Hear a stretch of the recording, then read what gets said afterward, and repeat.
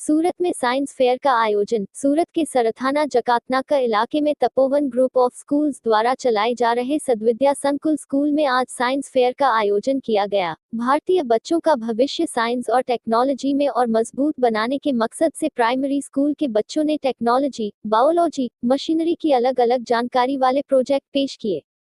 School अक्सर कई खास प्रोग्राम आयोजित करता है, जिसके मुताबिक बच्चों को साइंस फेयर में अलग अलग प्रोजेक्ट पेश करने का शानदार मौका मिला। ऐसी डेली खबर देखने के लिए चैनल को सब्सक्राइब करें और शेयर करें।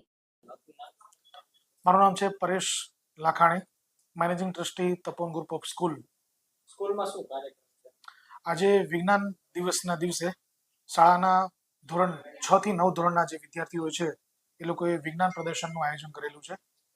આ કાર્યક્રમમાં અમારો મુખ્ય ઉદ્દેશ્ય એ છે કે બાળકને જ્યારે સૌપ્રથમ એક વિચાર મૂકવામાં આવે છે કે ભાઈ આપણે પ્રોજેક્ટ રજૂ કરવાનો છે વિજ્ઞાનના દિવસે, ત્યારે વિદ્યાર્થીઓમાં પહેલો તો વિચાર આવે છે કે સર્જનાત્મક શક્તિનો.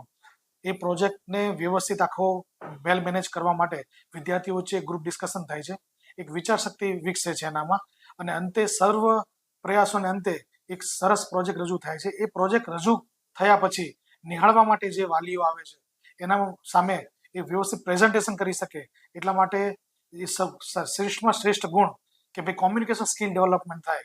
આમ આ સમગ્ર કાર્યક્રમનો મુખ્ય હેતુ છે વિદ્યાર્થીમાં વિચાર શક્તિ, સર્જનાત્મક શક્તિ અને કોમ્યુનિકેશન શક્તિ વધે અને સારામાં સારી ડેવલપ થાય એ માટેનો આજે સફળ પ્રયોગ થયો છે. સદ્વિદ્યા સંકુલ છે. મારું નામ સોરઠિયા જલ છે અને મારું નામ પ્રજાપતિ યશ છે.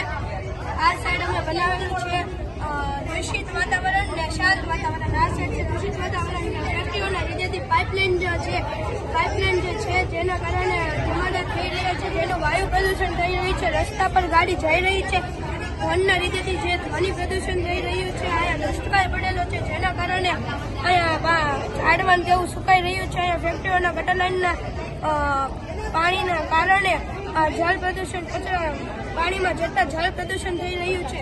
આ બાજુ આપણને ખબર જ છે હમણાં વિદ્યુતની ખૂબ જ અછત થઈ રહી છે. વિદ્યુતની અછતના કારણે કોલસો પૃથ્વીમાંથી ઘટી રહ્યો છે, જેના કારણે સોલાર સૂર્યની ઉર્જાથી વિદ્યુત ઉત્પન્ન કરી રહ્યો છે. પવન ચક્કીઓ ફરીને પવનના કારણે ફરીને તેઓ વિદ્યુત ઉત્પન્ન કરી રહી છે.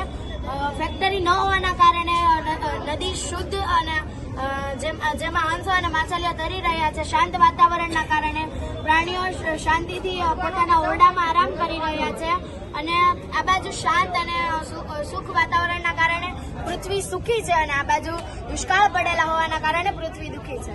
ધન્યવાદ. Thank you.